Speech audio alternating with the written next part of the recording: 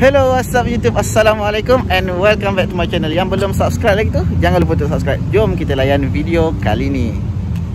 Aiman kisah. Korang yang belum subscribe tu, tengok bawah tu ada tombol subscribe kan? Tekan sekarang, subscribe sekarang guys. Sebab subscribe tu gratis. Jadi selamat menonton. Okay, untuk video kali ni aku nak share dengan korang ataupun aku nak bawa korang untuk tengok sebuah kereta yang rare dekat jalan raya hari ini. Susah nak cakap kalau tutup mask kan. Okay, untuk video kali ni kita nak tengok kereta kat belakang kita ni. Yang warna biru ni. Kereta apa? Jom kita tengok. Jadi ini dia Toyota Corolla Cross 1.8V.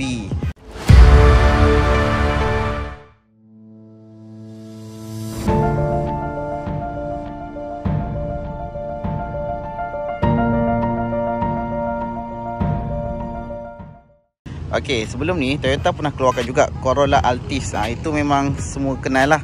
Jadi ini adalah versi crossover, baru dilancarkan tahun ni, lebih kurang bulan 3 baru ni. Okey, jadi untuk spek ni, untuk kereta ni dia ada dua spek. Dia ada 1.8V, yang ini full spek, dan bawah dia ada 1.8G. Yang itu ada sikit lah perbezaan dia. Okey, untuk harga pula, harga pasaran dia bermula dengan 124,000. Itu untuk 1.8G. Yang ini full spec, harga lebih kurang 129,000. Itu harga belum campur insurans. Untuk kereta ni dia pakai enjin 1.8 liter. Spec G ke spec V ke sama, dia pakai enjin yang sama. Dia bagi lebih kurang 140 horsepower dan 172 Nm of torque. Jadi kereta ni sangat power lah untuk perjalanan jarak jauh, dan juga kalau korang nak guna dalam bandar urban use. Jadi jom kita belek-belek lihat dia punya exterior dan juga interior. First kita tengok luaran dia. Okey, kita tengok design depan dia. Boleh kata sporty dan agresif jugalah. Sebab apa, kereta ni memang didesignkan untuk crossover. Jadi mesti nampak lebih ganas lah berbanding kalau kita tengok kereta sedan. Okey, untuk sistem lampu kereta ni dia pakai bi LED. Dia ada LED projector kat sini. Kemudian dia ada auto headlamp. Kalau waktu siang dia akan menyala DRL kat atas ni. Waktu malam dia akan menyala headlamp lah. Dia auto, kita tak perlu pasang lampu. Perbezaan dengan kalau spek G, dia hanya sediakan projector halogen sahaja, halogen projector. Warna lampu dia lebih kurang warna orange. Kalau ini warna putih. Cuma dia tak ada lah DRL macam ni. Design dia lebih kurang macam ni. Jadi kalau kita tengok di bahagian logo dia pula, design dia macam kristal kaca. Dia bukan sekadar logo, dia ada fungsi sebenarnya. Dalam ni dia ada sensor yang akan detect kereta depan, iaitu ada fungsi pre-collision, yang mana kalau kereta depan tu buat brake emergency, kereta ni akan automatic slow down and brake. Okey, jadi kita tengok di bahagian bawah pula. Bumper bawah dia nampak memang kita boleh kata sesuai dengan design crossover. Dia ada juga fender tu tayar. Bawah ni dia ada adalah skirting hitam, nampakkan identiti crossover dia.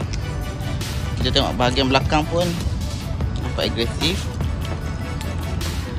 Lampu belakang dia pakai combination lah. Dia ada halogen dan LED. Untuk tayar pula, untuk 1.8V ni dia bagi 18 inci. Nampak? Tayar Michelin, bukan tayar biasa-biasa dia bagi. Kita boleh tengok design pun ada two-tone. Kalau 1.8G dia bagi rim 17 inci sahaja. Kat sini ada kamera. Kereta ni disediakan ataupun dibekalkan dengan kamera 360 darjah. Di bahagian sisi pun kita nampak ada kamera. Jadi kita boleh nampak kereta ni di setiap angle, setiap sudut kereta ni, depan, kiri, kanan, belakang, termasuk di bahagian atas. Untuk kereta ni dia ada 5 pilihan color. Yang ini contohnya Nebula Blue. Kemudian dia ada color Red Mica macam color Vios ni. Kemudian dia ada color Sakan Silver Metal Stream.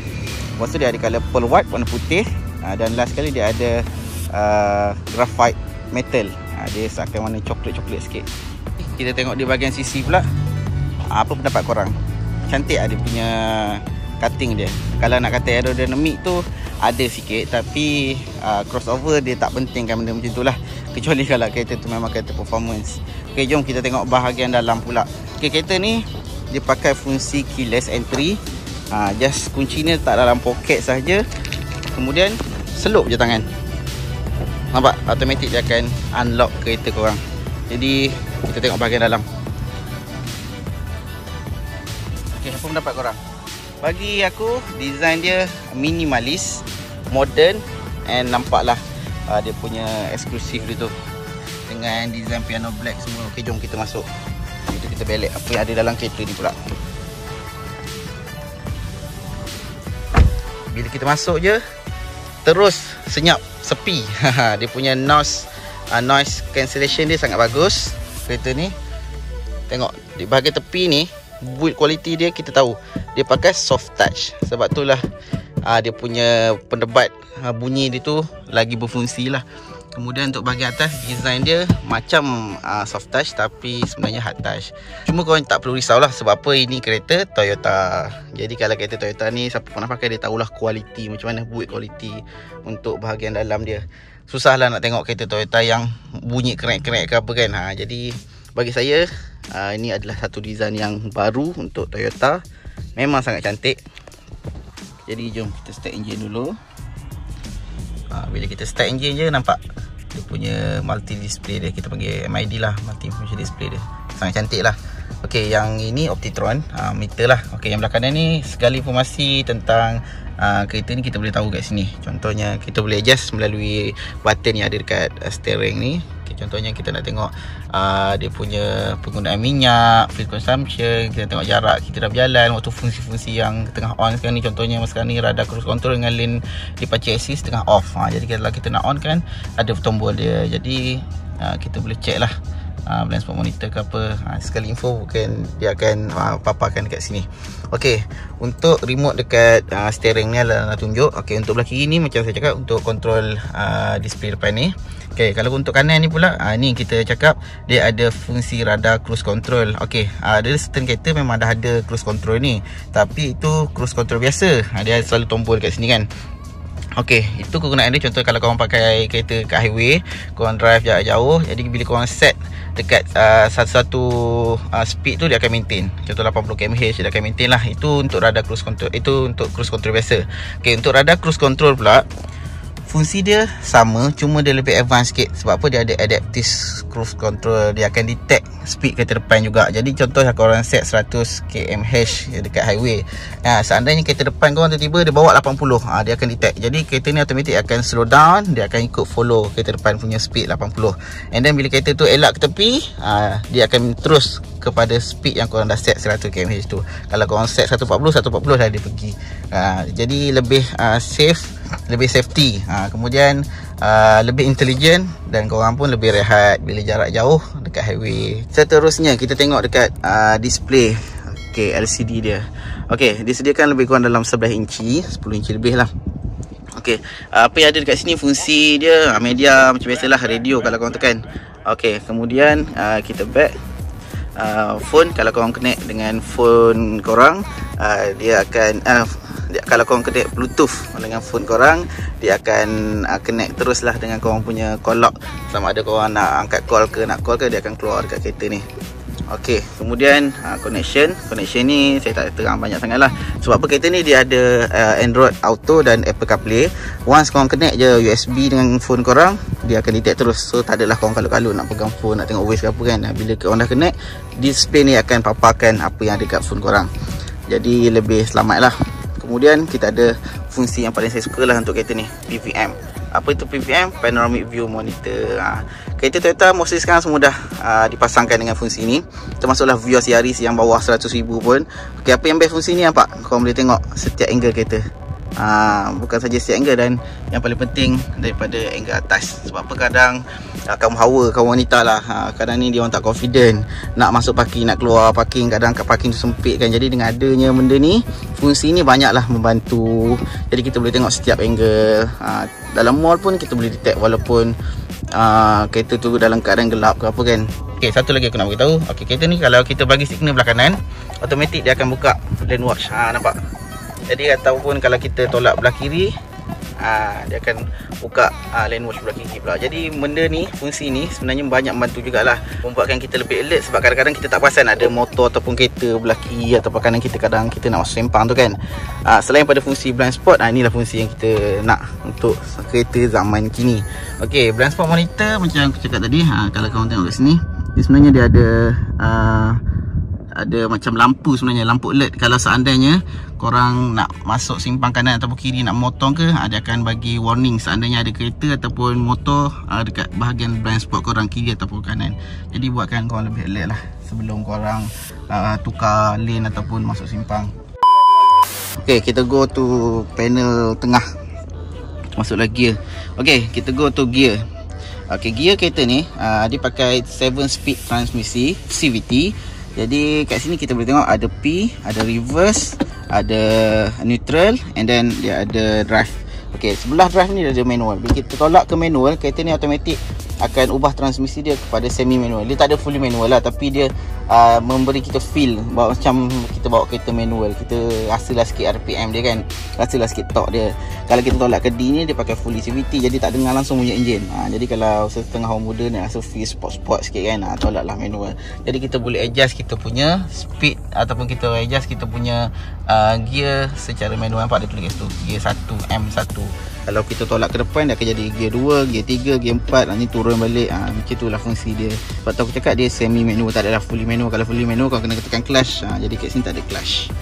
Okey, itu saja fungsi kat bahagian depan. Design macam aku cakap memang sangat-sangat superb, sangat-sangat minimalis dan nampak eksklusif lah. Tak ada nampak serabut dengan bata-bata ni ke apa kan. Kalau ada orang yang agak berusia, dia tak berapa suka dengan fungsi yang banyak bata-bata ni. Kereta sini button, situ button. Jadi kadang kita tak tahu ni fungsi apa, ni fungsi apa. Lepas tu banyak sangat sensor. Bila banyak sangat sensor, banyaklah problem ni kereta tu nanti.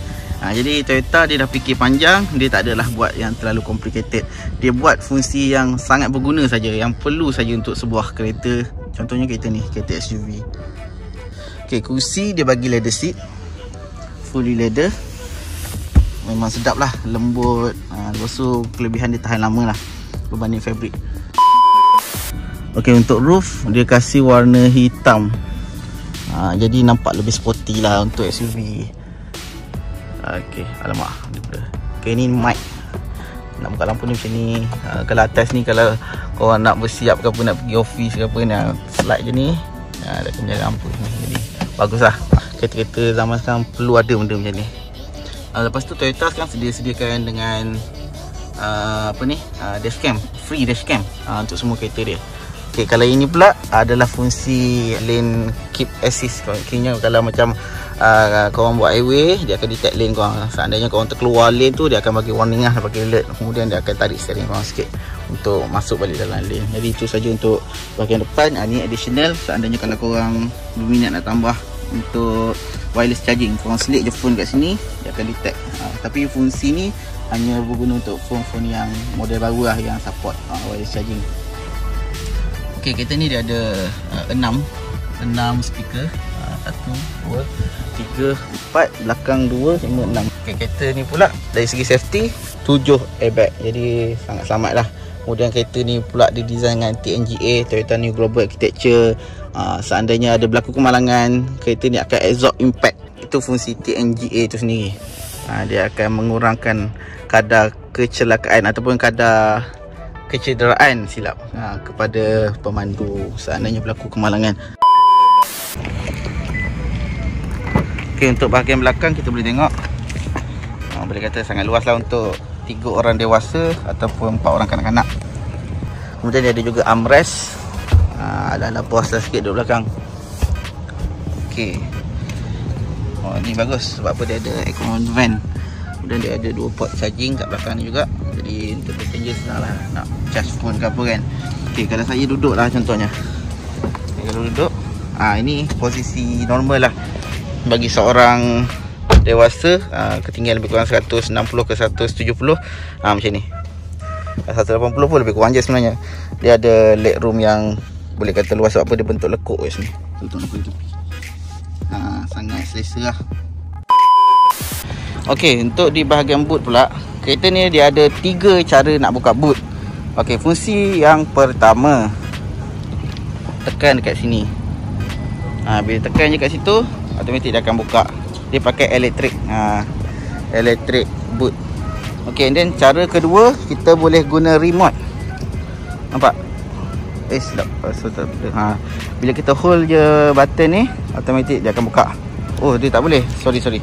Mungkin sebab kereta ni dah start engine. Kalau kereta tak start engine, kita boleh guna fungsi ni, nampak? Dia ada fungsi untuk buka tailgate. Okey, dan cara yang terakhir, cara ketiga, kita hanya menggunakan fungsi sensor kaki. Contoh kita kick kat sini, lepas tu kita undur ke belakang, automatik dia akan buka tailgate. Ni fungsi yang patut ada untuk kereta zaman sekarang, terutamanya SUV. Jadi boleh kata canggih juga lah kereta ni. Kemudian kalau kita nak tutup, kita ada button kat sini, nak tutup ataupun kita nak lock ketinggian tailgate ni. Okay. Kita tengok bahagian dalam, dia ada partition kat sini, supaya kita tutup lah privacy barang-barang. Seandainya kalau barang terbahagia kat bawah ni kan. Okay, dia ada 2 slot, atas dengan bawah. Bawah ni dia ada tayar spare. Okay, untuk size boot dia lebih kurang 400 liter, 400 ke 500 liter. Dia tak ada exact lah. Tapi kalau kita turun dia punya seat belakang ni, kita boleh flat terus lah. Mungkin dia punya seat capacity boot ni akan lagi besar lah, boleh cecah sampai 800 liter. Jadi korang boleh letak basikal, letak benda lebih besar lah. Okey, sorry, dia ada 4 cara sebenarnya untuk buka tailgate. Kat sini perasan ada satu lagi button tombol kat sini. Jadi kalau korang driver, korang boleh tekan lah tombol ni. Cuma dia punya security, safety dia, seandainya kunci ni ada dalam kereta, tailgate takkan boleh buka oleh orang luar kecuali driver. Itu dia punya security lah. Apa pendapat korang tentang kereta SUV Toyota ni? Ini yang pertama Toyota keluarkan, Corolla Cross 1.8 liter. Tahun ni boleh dilancarkan. Jadi apa pendapat korang boleh tinggalkan komen dekat bawah. Kalau korang salah seorang daripada pengguna kereta ni, korang pun boleh bagi feedback dekat bawah ni. Apa yang best, apa yang kurang tentang kereta ni. Sebab kereta ni sangat baru lagi dekat market hari ni. Baik, sekarang itu saja untuk perkongsian hari ini. Jadi kalau korang rasa video ni bermanfaat, jangan lupa untuk like, comment and share. Dan jangan lupa untuk subscribe juga. Jadi sebelum kita akhiri video kali ini, kita nak berterima kasih kepada PCM Toyota Semenyih atas sponsor kereta.